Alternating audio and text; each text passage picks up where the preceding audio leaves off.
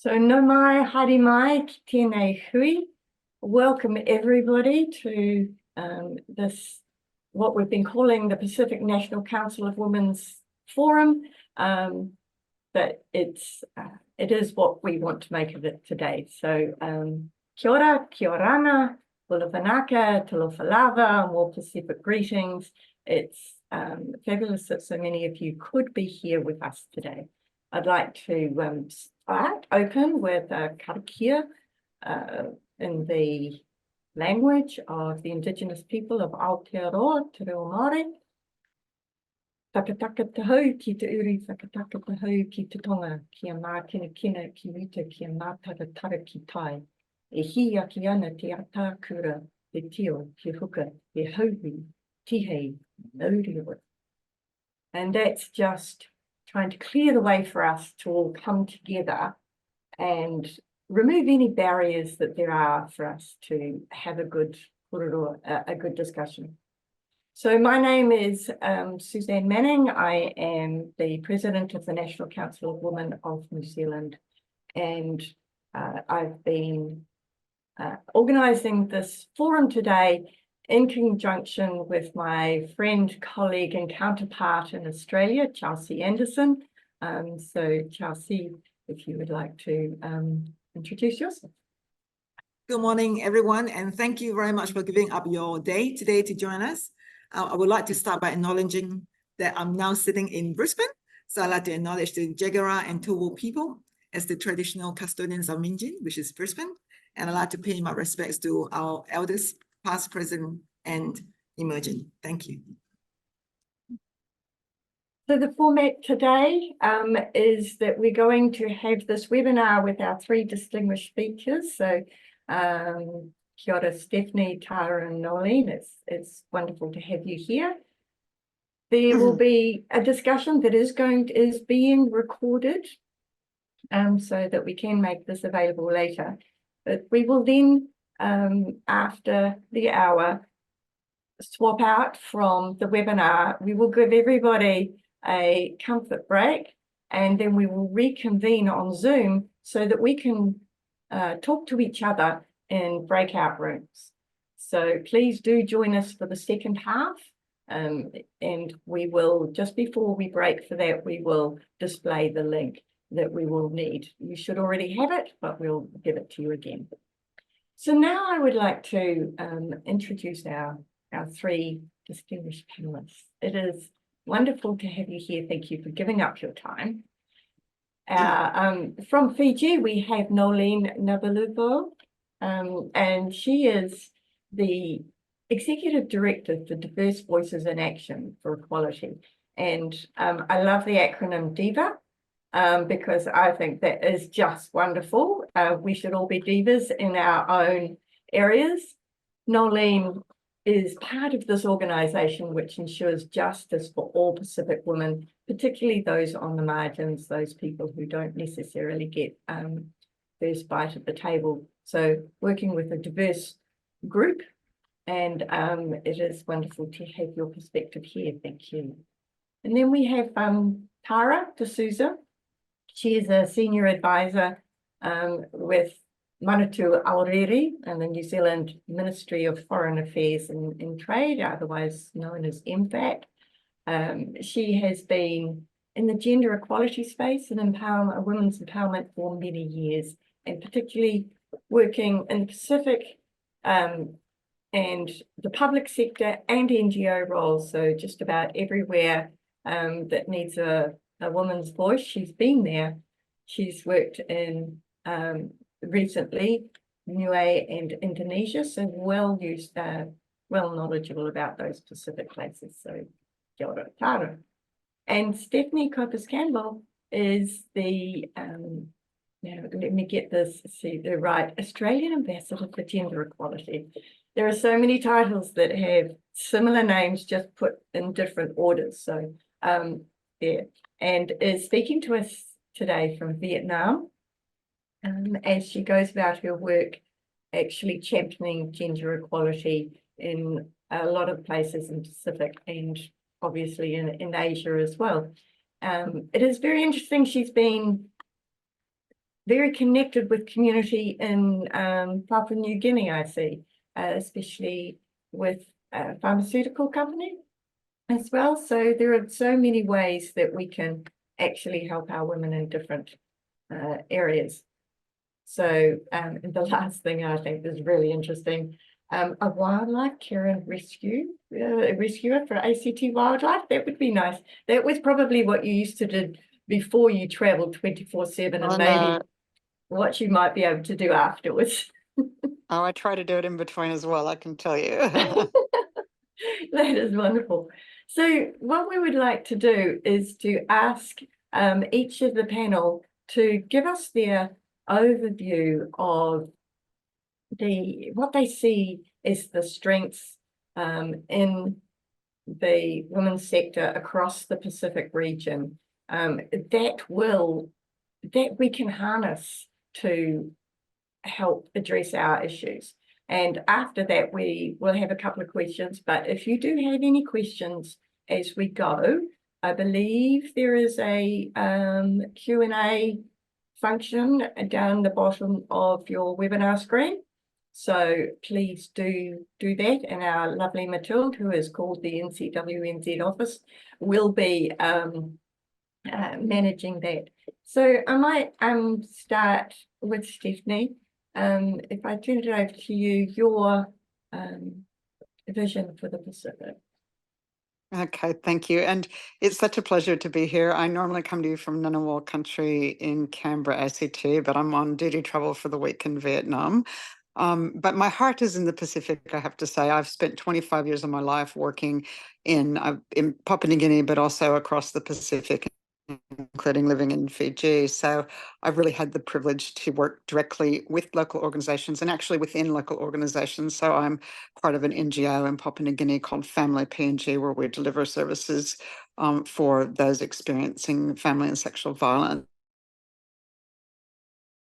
Add-on of a development partner through the Australian government in my role as the ambassador for gender equality. What I can say that our new strategy for gender equality, which we will be launching very soon, has a focus on working through local organizations. And as I go around the world and I talk to other countries about their gender equality programs, they are also prioritizing working with civil society, local organizations, and trying to bring more money directly to the community. And there's reasons for that. The first is we know through the School of Hard Knocks that when these issues in terms of gender equality, addressing violence, etc., come in from outside ideas with outside solutions, they absolutely do not work. And I can tell you that many a development cooperation program has failed because we've got that wrong time and time again.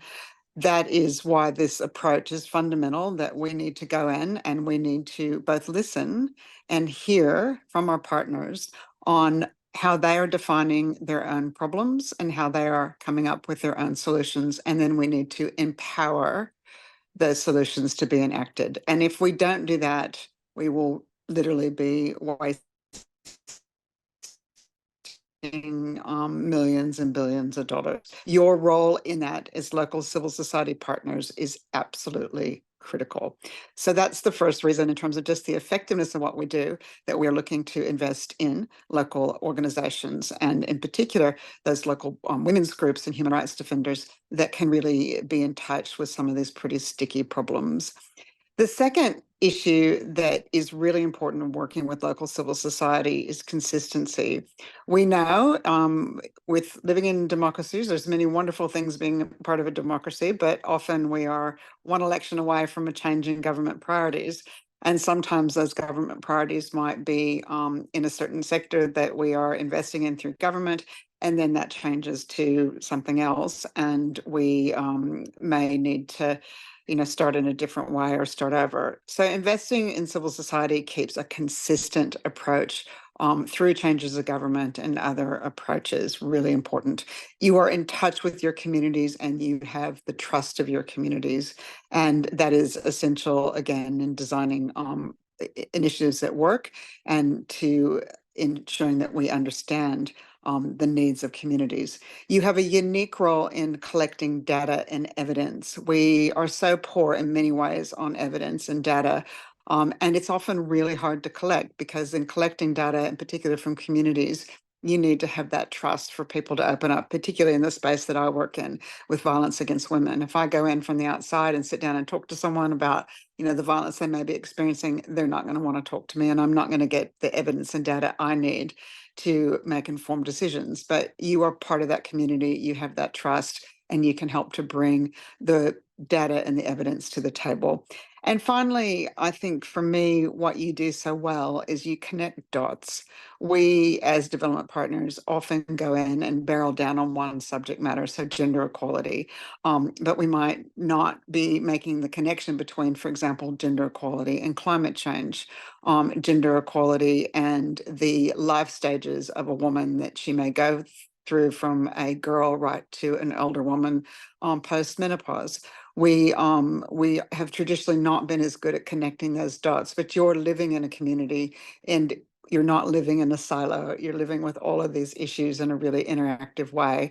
And the more we can learn from that and understand that, the better our programs and assistance and understanding of the region will be. So those are some reasons why we are investing in local civil society, and why you will see that as a real priority as we release our next strategy. Thank you.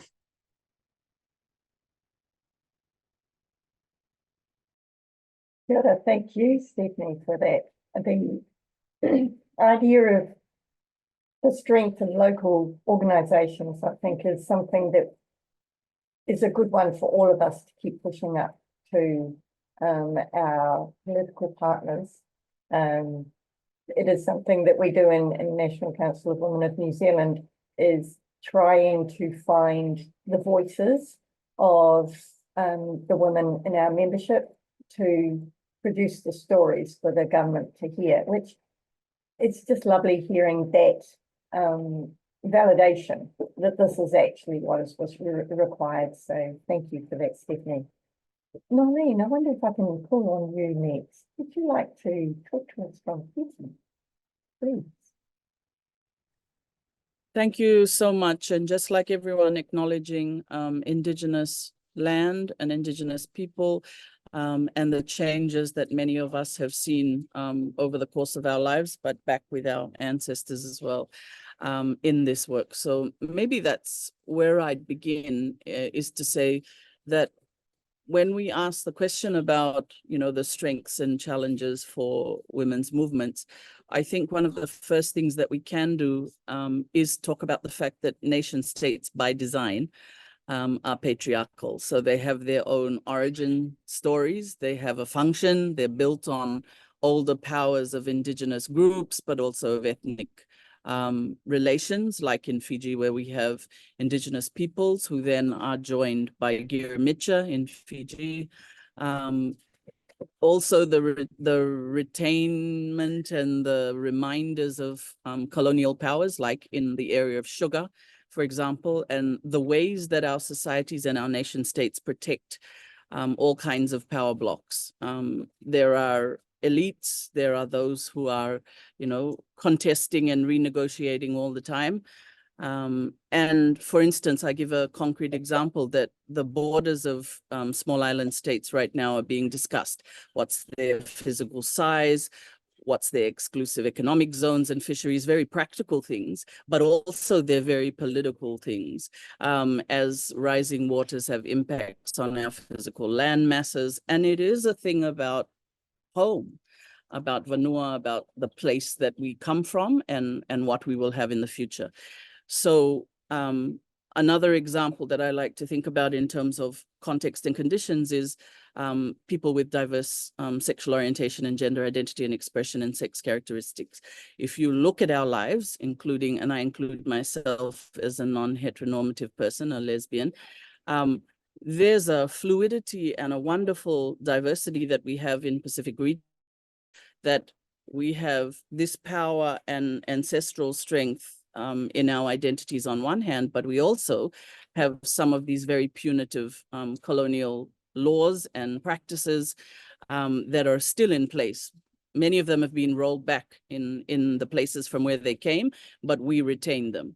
So all of those things are also part of both society and nation states. So you can trace these trajectories and look at the state of the world and our geopolitics. You can look at the political economies of all of our island states, and the ways that we deal with each other as small islands, but also Australia and Aotearoa, New Zealand, and then also some of the older, but often continuing colonial powers like France and USA and EU and others. Nation states obviously have women and girls. We have gender non-binary people, just as we have men, but the state almost never takes us, and you could say any state, this about any state, takes us adequately into account. In fact, society and the state generally treat women and girls and LGBTQI people very badly. And I think that's why we have the things like the councils of women or the gender machineries, all of these things that we require in order to keep transforming the state into something that truly is for everyone, including women and girls. So when I think about where women are useful and powerful, the very fact that we have these systems that are both in the state but beyond the state that are trying to work for liberation and balance and justice shows the power of the women's movement. I mean, we have New Zealand in the room here, and that work that was done to move universal suffrage to women comes from our own region. And then there are all of the other sets around, you know, I always say, you know, that it's feminists who have fought with trade unions to get us our weekends and our 8-hour days and all of these things that we still struggle with now.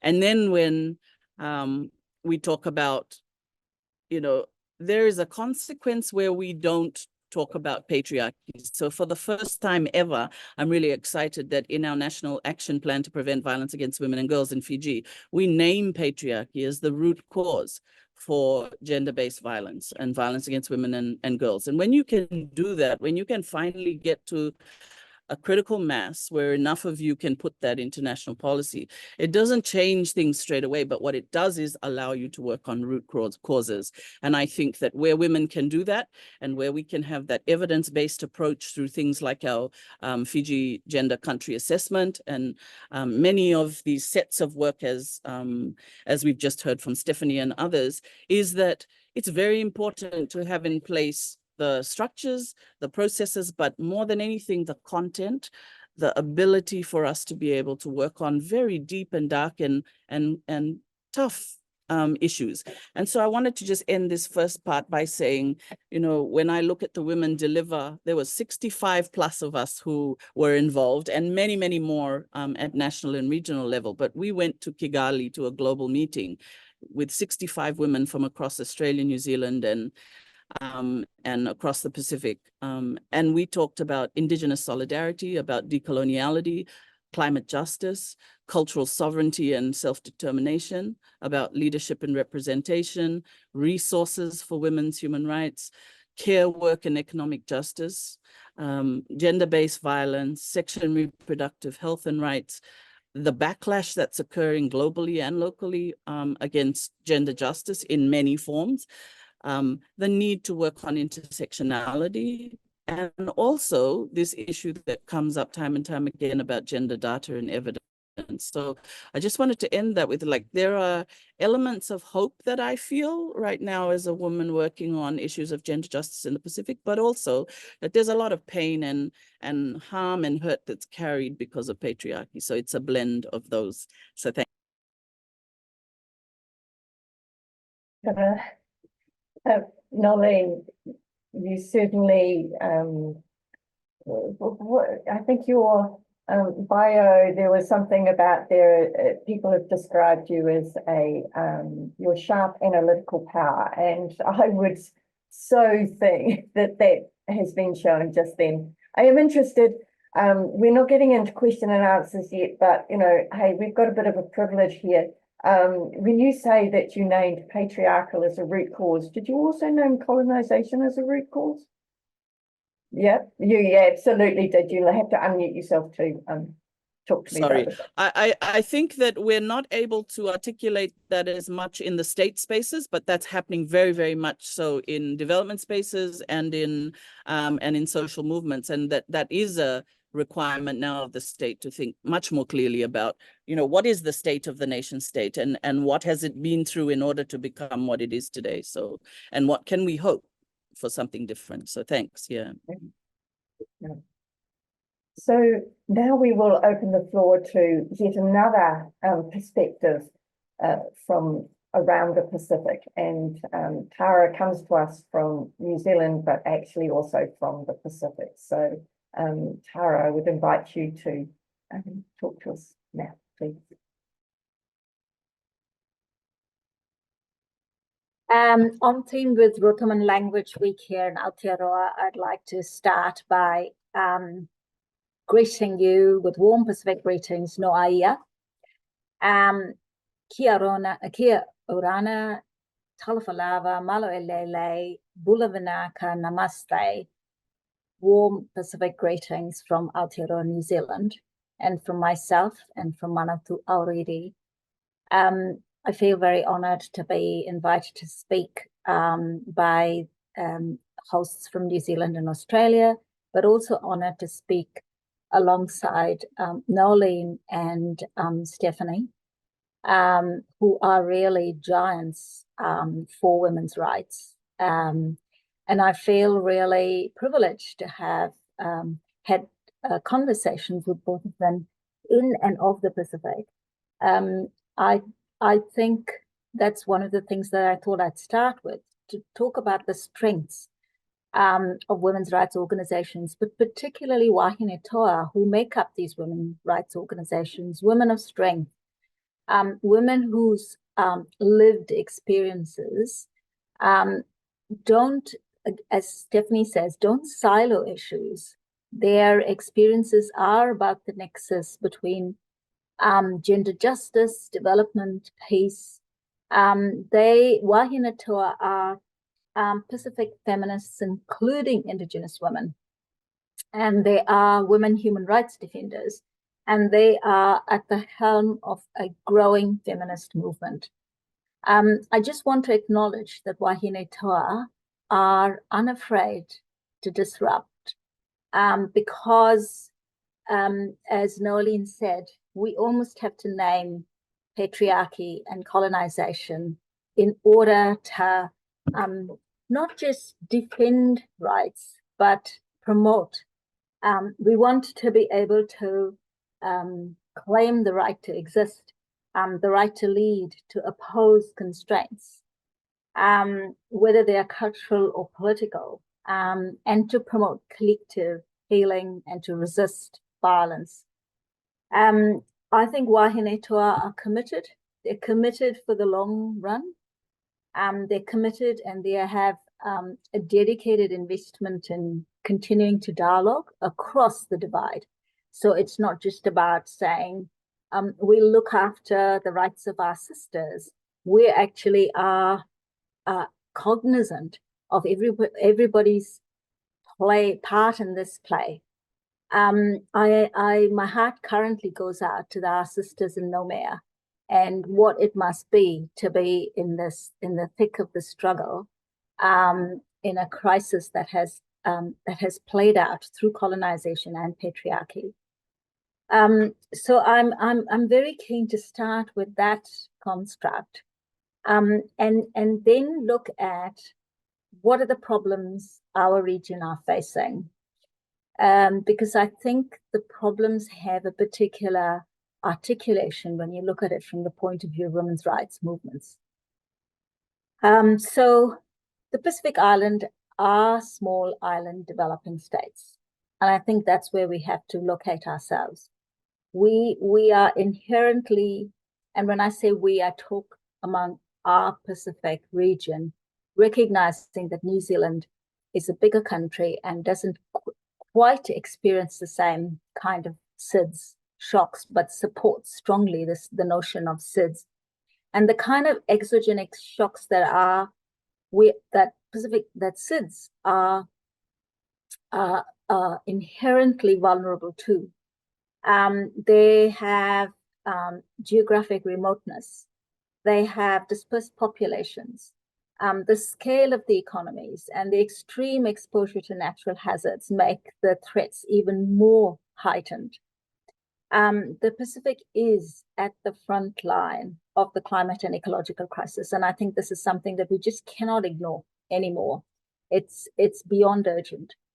We are sitting at a nexus of worsening disasters. We have accelerating biodiversity loss, and the threats to our ecosystems are extraordinary. Wahine toa are protectors of this. We know women are first responders. We know women have innate traditional knowledge that goes untapped. And women are at the front lines of the impact of these crises. The impact of these shocks have a multiplier effect. They have a multiplier effect on SIDS, and they have a multiplier effect on particular groups of people, the largest being women and girls in all their diversity. And then the intersectionality of other discriminations, of disability, of LGBTQI, of rural women, women in maritime areas. So there's a whole range of things that have to be looked at. And as Stephanie said, how best for those issues to be viewed, owned and resolved than by women themselves at the front lines, at the grassroots. I wanted to just point out some of the, numbers tell a story, and they are quite shocking. And we know those numbers, and I think we repeat them often, but I think they bear repeating because they form the backdrop of what we want to resolve. And it's no mean matter. And unfortunately, we are not putting our resources where we know the problems are.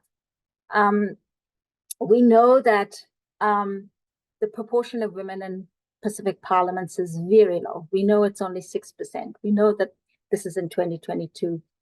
It might have gone up to 7%, but the global average is 26%. We know that there are high levels of informal employment among women. We know that they are highly vulnerable to such things as the pandemic, where there is no social protection, no safety nets. They are inclined to be, the first who are laid off, both in the agriculture and non-agriculture sectors, what are now called the feminized areas of employment. We know that women have very little access to really good quality services in SRHR and in non-communicable diseases. And the rate of coverage, particularly when there is a disaster or when there is a pandemic, it falls even lower. We know that gender-based violence is prevalent. I mean, that I can say in New Zealand as well is not great. The rates of violence in New Zealand are quite shocking, quite painful. And there are lessons to be learned by us with our Pacific sisters. And we know too that the collection and analysis of data in the gender space is so limited in the Pacific. As Stephanie said, this is where we need Wahine toa, women's rights organizations, to be located, to be actually leading the data collection and analysis. I just wanted to look at what we know Pacific women want and what we know can be done better. We know that less than 1% of donor funding reaches women's rights organizations, and this includes ODA as well as other financial flows. Therefore, our key focus areas should be financing of gender equality through women's rights organizations, because unless we're able to actually get that funding out there, get that resourcing out there, where I don't actually see, I see the same churn of projects, programs, and activities and efforts that are, there's a preponderance of them, but we don't have them coordinated or collective or creating any collective impact. The other thing that I think has a real value is for us to be learning collectively. So some monitoring and evaluation, I know this sort of happens. I myself have attended the Pacific Feminist Forum, for instance, fabulous sharing of lessons learned. And I think engaging in that kind of process is a great builder of feminist movements. And finally, strengthening institutions to deliver on gender equality. And I don't mean women's rights organizations, I mean national governments, I mean donor organizations, I mean the ways of working. And I can give examples when we go into questions, but the ways of working have to cut across those lines of national, international, and local. I'll stop there. Norera, tēnā koutou, tēnā koutou, tēnā koutou katoa. Tara, tara. That was a wonderful, comprehensive view across so many different issues. I love your wahine toa, your strong woman, your vital woman. Is such an apt description of what everybody does across the Pacific. And the emphasis on a whole system approach that women take, we're connectors, so being connectors is useful. The intersectionality of our experiences, as you started off with all those different greetings, of course, when we talk across the Pacific region, we're also talking the intersectionality of different ethnicities from different islands, nation states. I hesitate to use that now, since all the borders are being up for discussion, but the point of different peoples is definitely there. So thank you very much, Tara, for your insights on that. Can I say to the audience here, Isata has started the ball rolling with a comment in the question and answers. Please do put your questions in. We have like about 20 minutes here to talk with our panelists. And so we will start with a question, but we're more than happy. We would like questions from the audience if you could do that.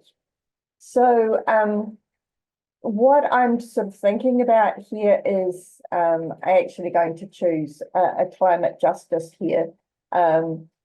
Wondering about the types of initiatives that we know of, that you know of in the Pacific, that from women's organizations or where women are involved, that have potential to have good impact. Now, does anybody, I was going to sort of like go through an order or something, but Noelene, Stephanie, Tara, does one of you want to talk to that to start with? Climate justice, what have you seen happening out there that will make impact? I can go very quickly, or Stephanie, you go, it's fine. Okay. So I would say that one of the things about work on climate is, the first thing I would say is that women in the Pacific are really leaders across the world on these areas. And one of the first things that I think we are doing very well, and we're trying to kind of, get even stronger on that, is ensuring that whenever we speak about climate justice and the climate emergency, that we are always talking also about disaster risk and response, disaster risk reduction, that we're always talking about humanitarian response, and lastly, that we're always talking about biodiversity protection, because one of the things that we see around the world is that these are still dealt with very much in silos. And there's many reasons for that. One of them being the multilateral system and how we have our different sets of treaties and conventions and things. So that's just one part, but it's not the only one. The other thing is that often the way that we then articulate that at a local level might not be useful for women who are living their lives every day. You know, we talk a lot as feminists about how all rights are held in the one body, in the individual bodies. And then they're also held in the collectivities that we have in the Pacific, whether it's our clans, whether it's our kinship networks of different kinds. And we have really broad and diverse sets, and some of them are matriarchal, some of them are patriarchal. They run on a whole spectrum. So if we don't take into account that contextual diversity, then it's very hard for us to come up with strategies that really work. So that's the first thing, is the nexus approach. And we're trying to get really clear and simple on that so that people understand that. The second thing I think that we're contributing is to the question of urgency. We know that 6 out of the 9 planetary boundaries have been crossed. We know that that means that the big picture of the that we're seeing, the nitrogen cycle, the ocean acidification, many of these issues are bigger than us, and we have to connect to them.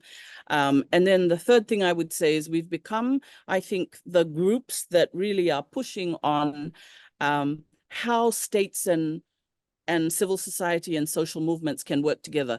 We worked for 30 years with the Pacific governments to get to the year before last, where we finally got the loss and damage text, which out of that has come the loss and damage fund, and out of that has come the first board meeting, and we're sorting out all of those problems, those political problems, those logistical problems. Some of them are very deep, but some of them can be handled if we're all in that together. So that's another strength we have.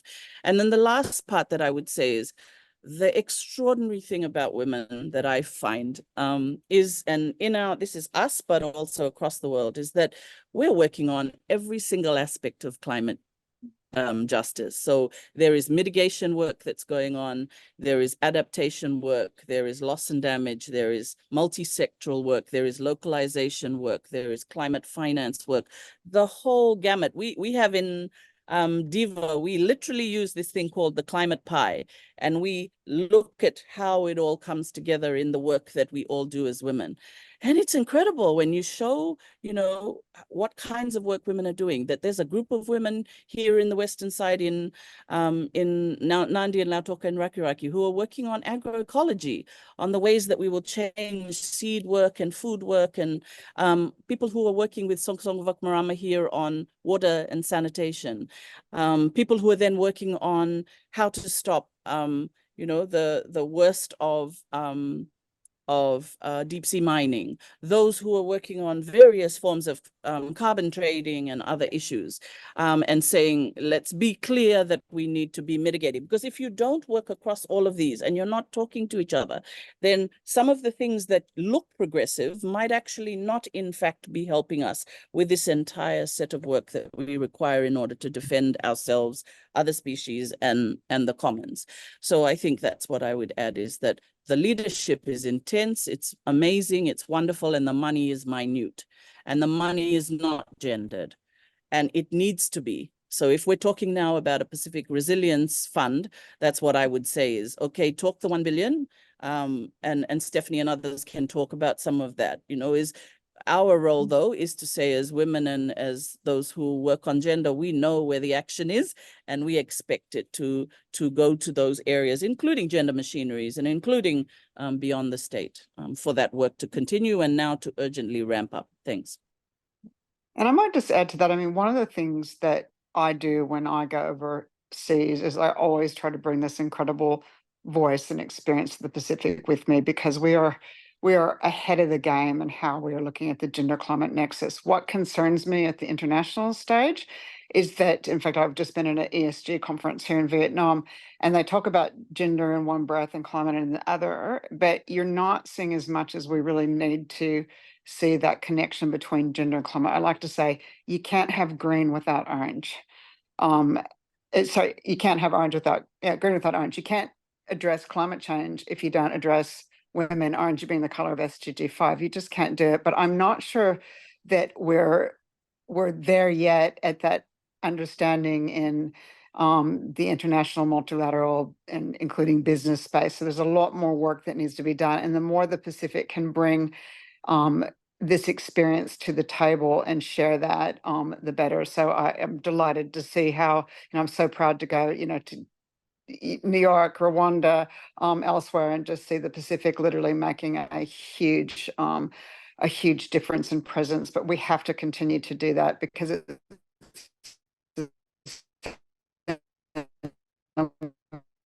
we're not doing it fast enough. Which I think we could do more of in the Pacific is how we're linking business financing for small and medium business enterprises to women organizations that are working on climate change. So here I just saw the most incredible projects. For example, there was one group that was turning plastic into recycling plastic, or coming up with new products for plastic, or putting solar panels up all over the country and making those affordable, or on and on, looking at adaptation in agriculture to the new salt contents that's coming in the Mekong Delta. But women, being all the reasons that we've just discussed, they're at the forefront of seeing all this. They can understand how to address it, and then putting that into a business solution that you can then even take to scale is really exciting. And I just saw some incredible examples. So I'd like to see how we do more of that across our neighborhood as well. Thank you, Stephanie. Now, I've got another question for you. And look, the questions are coming in thick and fast now. So we're going to have to pick up the pace a little bit, unfortunately, because there are so many things to talk about. So Stephanie, I think this might be a useful one from you, from Wendy Pavey, who said, Noelene talked about colonial attitudes still in place, such as homophobia. And I see these attitudes being re-imported into Australian society, sometimes by sports people who come here to play. Sometimes by what? By sports people who come here to play. I'm not quite sure. I assume coming to Australia, but I don't know. But how can we address that growing homophobia? Maybe it's that backlash as well. Yeah. So can I just say it's not just homophobia? We're seeing an uptick in certain areas. The anti-gender, the anti-LGBTQI, anti-sexual reproductive health, and that's happening right across the world, and Australia is not immune to that, nor is any country. And it's deeply concerns me. So we not only mentioned briefly the backlash, but we're seeing it at all levels of the system. We're seeing it at the multilateral level, where you have certain countries that are suggesting that things like LGBTQI plus rights, or issues like gender equality, for example, are Western values that we're trying to shove down other countries' throats. Quite literally, they're trying to take language out of international agreements that will set us back years in this space. You have non-state actors. A lot of these are coming out of places like the United States, Western Europe, Russia, but they are coordinated. They are really well funded, like billions of dollars. They are using technology, they're using social media, they're using think tanks, they're using scholarships to really drive these anti-rights agenda. So one example of that is how in Africa and Uganda, these groups worked with the government there to enact some really draconian legislation, anti-LGBTQI, which is really concerning. And you're seeing that right across the world.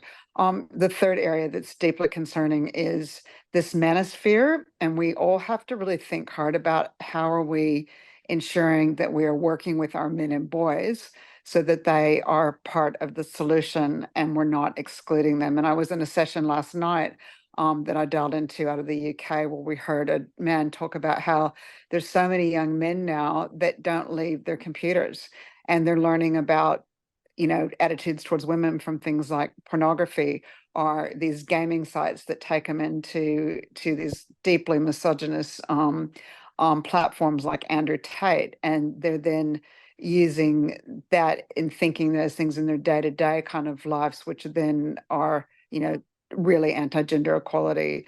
And then the other thing I would mention is that we have something called tech facilitated violence, which is also part of the pushback, which is really targeting women in public spaces, including politics, but also as human rights defenders, and seeking to bring them down.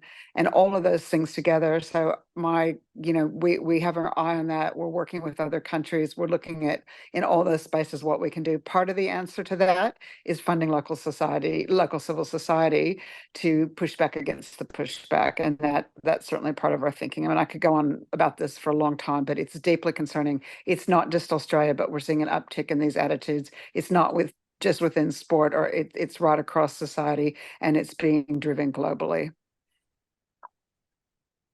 Thank you, Stephanie. You definitely, I'll come to you, Tara. Yes, go for it. Just on this, I was just wondering, you said it's not just in Australia. I was really interested to see your NCW New Zealand survey in 2023. The Gender Attitude Survey. Correct, which said that 1 in 5 people thought gender equality had gone too far. And I'm thinking, the UN report talks about needing 256 years more to achieve gender equality. And here we've got 20% people in Aotearoa thinking it's gone too far. So, you can see how effective that global pushback on gender equality has gone. Thank you, Stephanie. And that's right across the world. It's right across the world, and it's deeply concerning. Young men are becoming less likely to agree with basic statements like, do you agree or disagree? A woman's place is in the home, a man's place is at work. There's many more young men now that will agree with that than their fathers. But on the flip side, many more young women would disagree with that. So we're seeing a real skew in what's happening with our young men and how they're being pulled in, and what's happening with young women. That's right across the world, and it's part of this pushback. Thank you. I'm looking at Tupuapere's question. It is a big one, so I'm trying to narrow it down so that we've got a little bit of time. I think, so it's thank you, Tara, for the suggestions to increase financing for gender equality projects, coordination, increasing collective impact, because it is collective impact that is going to make a difference, I think. So Tupo is requesting insights on ways that we can get increased real commitments from governments on actually funding these sorts of things, and ways that national, state governments and development partners can work together to do this institutional strengthening that we're talking about. So I wondered, Tara, if you did have a comment on that, or it's a bit tricky.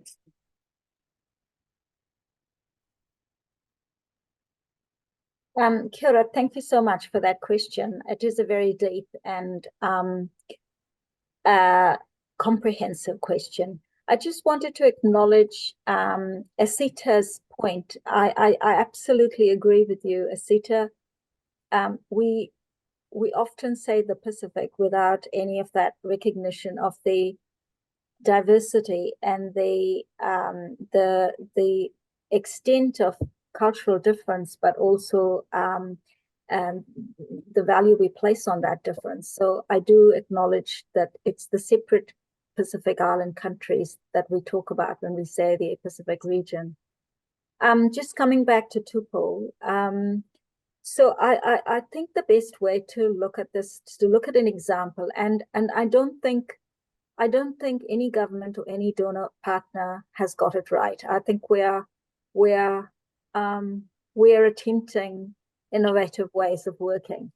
But one of the things we have invested in is some funding towards engaging institutional capacity building across ministries in Fiji, but working through civil society organizations, and I'm talking about the Fiji Women's Rights Movement here, to actually bring the technical know-how into government understanding of how they can use a country gender assessment of Fiji in different sectors for every ministry or for a number of ministries to respond to those gender needs through gender responsive budgeting.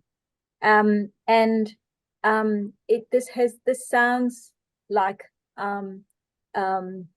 what should I say, quite simple in the way I framed it, but it has taken years of building the relationships, the trust, the recognition, both from our side as well as the government of Fiji, that the strength of knowledge and understanding and technical capacity lies in the local organization, the local gender women's rights organizations. And I think that that's the sort of recognition that we feel we have gained from this work. We're still working, it's still being played out, but it is one of the Pacific Island countries, probably the only one that I know of, who's actually doing gender responsive budgeting. We're attempting to do it in Aotearoa, New Zealand, but we haven't actually got that far. And I think we have a pilot project that's happening with Treasury, with two ministries, but this is across 9, and I think it's achieving something great. So I hope that's answered your question, at least to some extent. I just have a follow-up. Can I do a quick follow-up? Is that all right, Suzanne? Absolutely. Yeah. Okay. I would say that one of the things that we don't give credit to and act on and support and strengthen is the fact that you have to do a wide range of work in order to move a issue from back burner to something that has political will. And that set of work we know for generations of activists, and we know it from decades of work around the world on issues, particularly by feminists. You have to do the data collection and the research. You have to then do also heterodox analysis. You have to find ways to then take that analysis into formal spaces that can be very difficult to move into so that you can do the policy input and influence. You have to then do the sets of work around building the technical expertise over time, over years, so you need both those small ring the bell moments, and then you need the really big transformative shifts.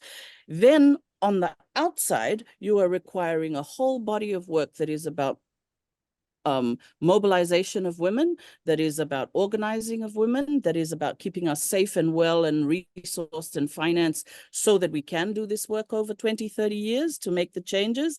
And then in all of this, we are also trying to do both the material work, everyday work that we're doing with women, because we can't just work in the air and say, okay, what we're doing is for you in 10 or 20 or 30 years. So you have to do the material work, and then you also have to do the structural change work. Then you have to look at resources, and you have to say some resources will come from the state and some will never come. We would have never got the money for the research that we did that took 4 years by DIVA for Equality. We went elsewhere and we fundraised for 4 years to get that money to do our own set, which now has been used in the Fiji Country Gender Assessment. Like I think we really have to kind of say, what is the state's role and what do civil society already do? And do we then enable that to happen and get better at it over time? The last thing I'd say is go to the women and let's do the heterodox analysis and action. For instance, we just went to CSW and we took 23 women's analysis, their own analysis of women who are living with high levels of poverty. The insights that they provide are something that nobody else can give. And if you give that honor and recognition and you turn that into analysis and you make sure that you're putting it in front of the right people who have the formal authority to do something about it, then you can finally start to see some shifts that are really transformational. And I think that's where my question for councils of women is, where are we doing those sets of work?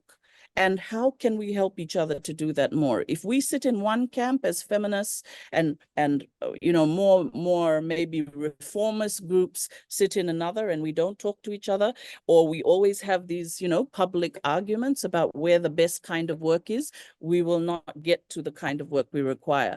And that means that you have to spend years on building these both individual and structural political relationships. 10 years ago, we couldn't have sat in a room with Song Vakumrami Toke, DIVA for Equality. We now work this closely with each other, which means that we have 250,000 women that we can call on in terms of our work and look out at 300 to 400 villages, whereas we also bring to them our knowledge of working for freedom and working to break and build different kinds of changes. Until those sorts of brave and and difficult sets of work happen, and that we honor grassroots organizing, like really honor it. I mean, not just allowing us to come into certain rooms and then going, no, sorry, we are the women leaders from the Pacific and we will do this work and you will do yours. That's great. But if we're integrating more substantively over time, that's what our ask is. Everything else we're all trying to do, but we need to trust each other better and make sure that we're doing that substantive work. Thanks. I'm sitting here in awe of the three of you and what you're bringing here. I'm going to give Stephanie a last comment, but first of all, I want to shout out to Vane. Kia ora, Vane. I'm sorry if I don't say your name right, but she's the president of the Cook Island National Council of Women. It's a pleasure to have you here. And she's saying that the focus of the National Council of Women for the next 3 to 5 years, climate justice, the underbelly of violence against women, women's economic empowering towards increasing government presence through decision spaces, women's health, and the non-communicable pandemic. So really important mahi that's going on in the Cook Islands National Council of the Women. So kia ora nā. Stephanie, we are almost at the end of our time, so I'm actually going to give you the final word. The final word. Yes, I mean, there's so much to say here, but one, the answer is in civil society, and we will not be able to get very far without you. So my job is to continue to ensure that people know we have to increase that funding story, and definitely Australia is committed to that, and we understand the importance. So you will see a very clear link with that in our next strategy, and I'm advocating for that all over the world, and I know a number of other like-minded. So let's just hope that that leads to more funds for you to do your good work, but it's essential if we're going to progress on any of these incredibly tricky issues. So that's the first thing. Two, I can't overemphasize enough the importance of data and being able to tell your story. I mean, I was in, I won't say which one, but a Pacific Island country the other day, and I was told by a very senior public figure that they didn't have a gender equality problem. And well, they didn't have it because the numbers weren't telling them they did. They did not have the data. And so that ability to inform, to ensure that you have a shared understanding of the problem through the evidence is so important. So we just need to continue to invest in that, but not only get the data, then use that to tell the story, and being really clever about that. My final comment, I'll just go back to that point I made on the anti-rights agenda. These groups, they're groups working, for example, out of the United States and Russia. I mean, I grew up in America during the Cold War, and there's no way that you would have ever seen the United States working with the Soviet Union. And I would say now that these groups often disagree on 98% of the agenda, but the 2% they agree on, which is anti-rights, they are coordinated, well-funded, and they are creating havoc for gender equality and LGBTQI plus rights, etc. Our right to access sexual and reproductive health information and services. So we on the other side, all of us, and back to Nolene's point, we agree on 98% of the agenda. We do. But the 2% we disagree on, we still sometimes have problems overcoming that to really create this mass movement. So for us to counter the other side, and for us to tackle these incredibly tricky, challenging problems that affect our communities, affect our children and the next generation, and deeply affect our planet, we have to work together. And women have such an important role to play in this. So it's why, this meeting's so important. Noelene, your work is so important in bringing others around the table. Tara, your work's so important, but we just have to continue to work together. So I'll leave it at that. Thanks. Yes, that's great. I love this, the sign language for applause, and it looks just fabulous in a whole room. Unfortunately, we can't see our audience, but I'm sure everybody's joining with me in a huge round of applause. Thank you so much for your time today on a Saturday for most people. So appreciate you being here. Mathilde is about to post the link to the Zoom meeting, which is our next session. So we're all going to give you a break. We are going to give you, did we say, Chelsea, 10 minutes? I think that was the idea. So you have 10 minutes as a comfort stop, and then we would love to see you reconvening on the Zoom link that is now in the webinar chat. So we will see you there who can make it. I know, Stephanie, you can't. You're on mute, so, and Noelene, but yeah. Thank you very much. I'm off to do my ambassadorial duties in Ho Chi Minh City, but it's been really lovely to join you today, and thank you very much. And thanks, welcome. Tara and Noelene, as well. It was a pleasure sharing a panel with you. Thank you. Thank you. You too. I won't be there for the next one, but thank you. It's been such a fabulous opportunity. Thanks, Noelene and Thank you. Stephanie. Bye-bye. Thank you. Be nice to meet you. Thank you. Bye-bye.